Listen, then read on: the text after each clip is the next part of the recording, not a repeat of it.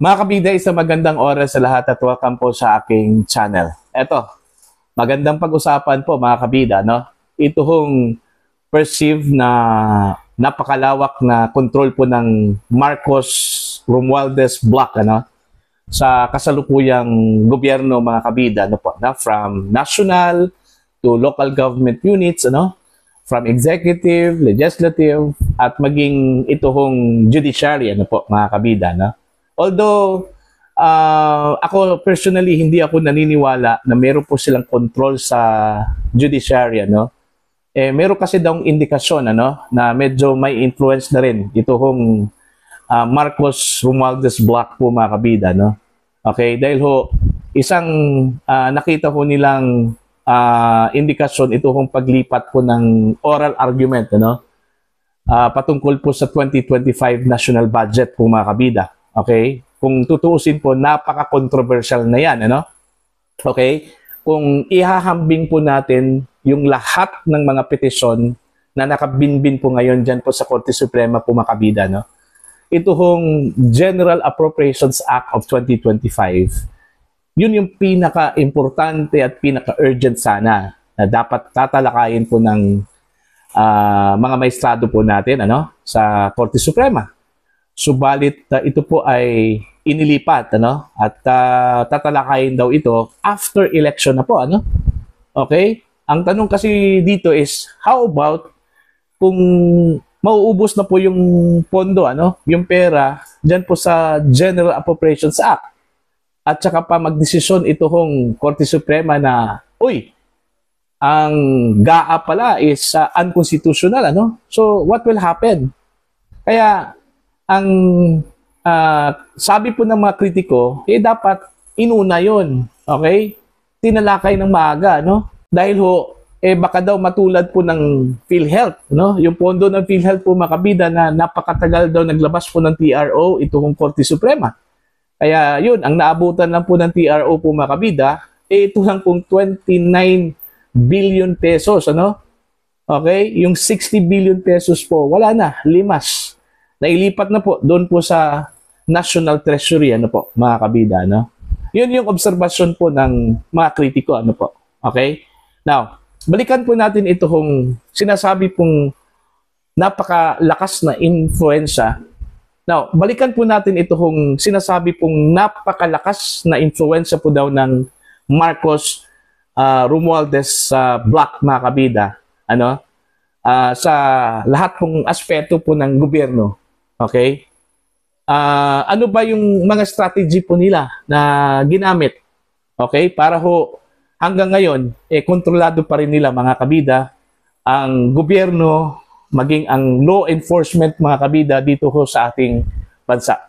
Eto, panoorin po natin ito hong balita ng News Blast, ano, ng SMNI, kung saan po mga kabida nakapanayan po nila ito hong si Rob Rances, kilala pong leadership strategist po, ano, at isa hong avid supporter po mga kabida ni Pangulong Rodrigo Roa Duterte. Narito po. Sa gitna ng mga usap-usapan tungkol sa gobyerno, may isang eksperto ngayon na nagbigay ng bagong pananaw tungkol sa malalim na kontrol ng Marcos Romualdez block sa kapangyarihan. Ayon sa kanya, may mga dahilan kung bakit patuloy nilang hawak ang impluwensya sa pamahalaan at bakit ito isang isyong dapat bantayan ng taong bayan. Si Daniela Paulite magbabalita. Ayon kay Rob Rances, isang kilalang leadership strategist at civic thinker, may ilang aspeto kung bakit patuloy na kontrolado ng Marcos Romualdez block ang gobyerno. Isa sa mga pinagmumula ng kanilang kapangyarihan ay ang kanilang malalim na koneksyon sa mga elitista at ang kanilang pagsasamantala sa mga estruktura ng gobyerno para mapanatili ang kanilang kapangyarihan.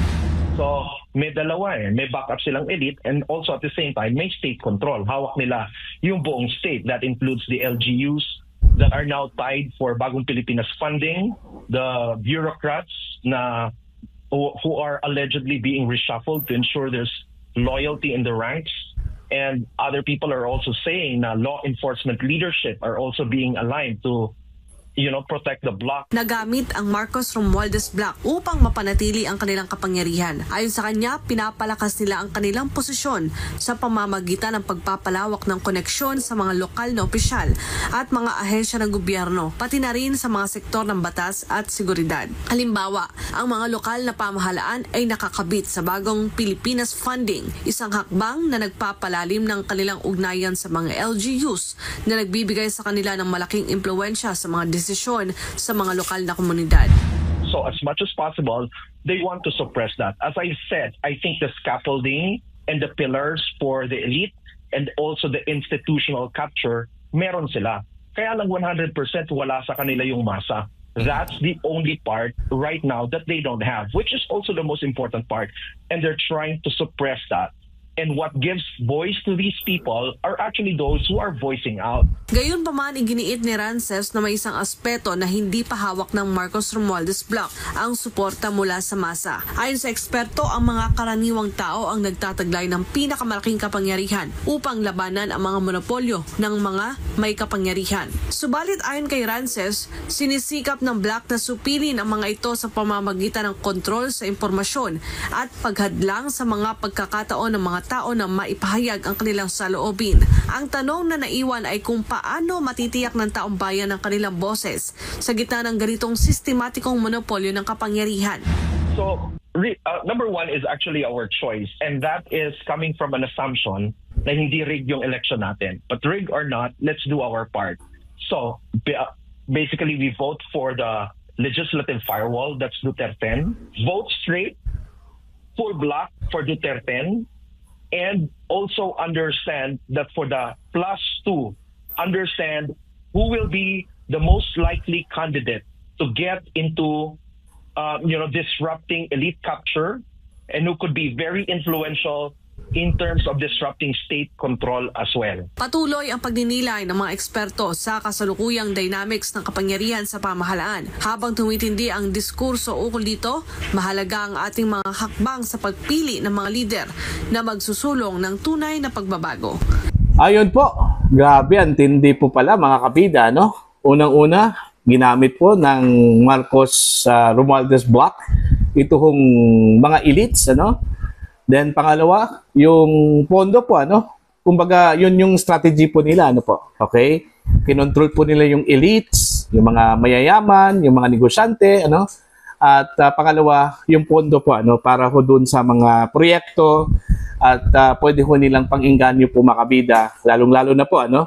Dun po sa mga local government units, okay? Yun yung sa tingin po ng mga analyst po makabida na naging influential at kontrolado po ng Marcos at saka Romualdez Block ito hong gobyernong ito, ano? Isa lang po daw ang hindi ho nila kontrolado.